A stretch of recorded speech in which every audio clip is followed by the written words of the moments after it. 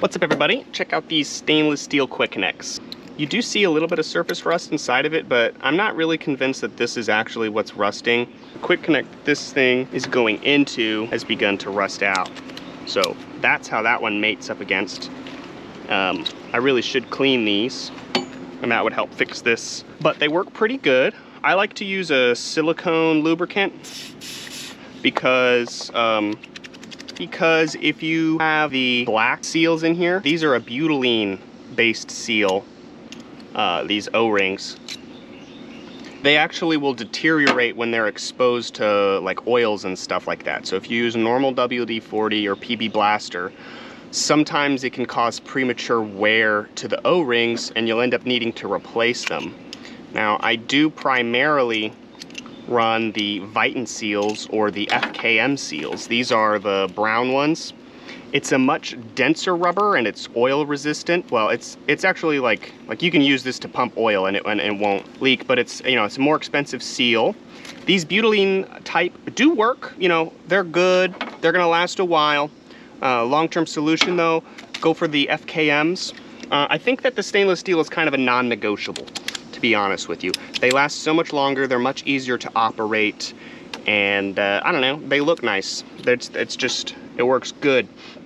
Now, the main confusion is telling whether or not you need the male national pipe thread or you need the female national pipe thread. So let's get into that. So something like your downstream injector is going to have a male. So you need a female national pipe thread 3/8 quick connect like this here.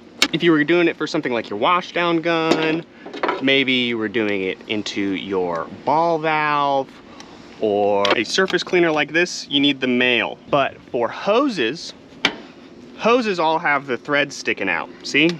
So you can see that in there, the threads sticking out from the hose itself. And again, so you're gonna need those females. And so this is my whip line where I would hook up hoses to. And I like to have a male quick connect for my output.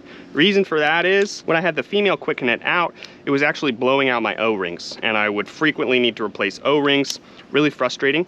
I switched to this and it's a lot better. I also find that if you leave this out on the ground and you drag this through the ground, it will still cause you issues, but it's a lot easier to clean up than a quick connect would be. Definitely would recommend the stainless steel quick connects. They last so much longer, they get kinked up so much less frequently. There is a slight quality control issue on some of these. It's not the quality control that you would think. So I've had it so I could not get these connecting in with these. And sometimes a different one of these, you know, maybe like this one would connect and then this one wouldn't, and so on and so forth. So there's a couple of things that you can check for.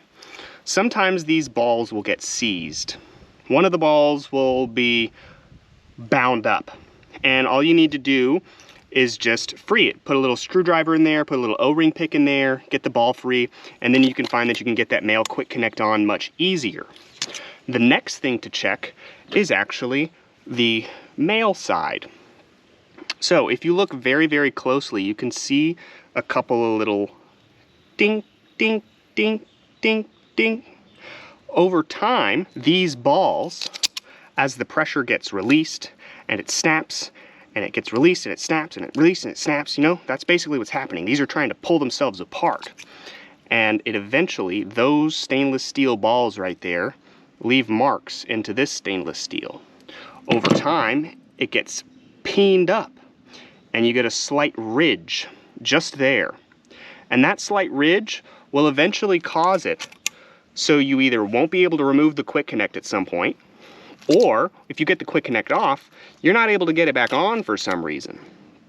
So if you can't get the quick connect off or on, probably first start with these balls, make sure that it's nicely lubed up, and then if it's still not working, inspect the male quick connect side. Maybe file this little ridge here down just a little bit, and then you can get your quick connect on easy. If I don't have a file on hand, I'll get a pair of channel locks and I'll put it on that ridge just there and I'll give it a spin. So this actually has a swivel on it, so this is really hard. But basically you can get a pair of channel locks and you can spin it and that works really good. Ideally though, what you'll do is you'll get yourself a nice little file. You'll get yourself a nice little file like this. And it doesn't take a huge amount. You know, you definitely want to get rid of that burr, but don't overdo it. Just take as much as you need. Get it flattened out.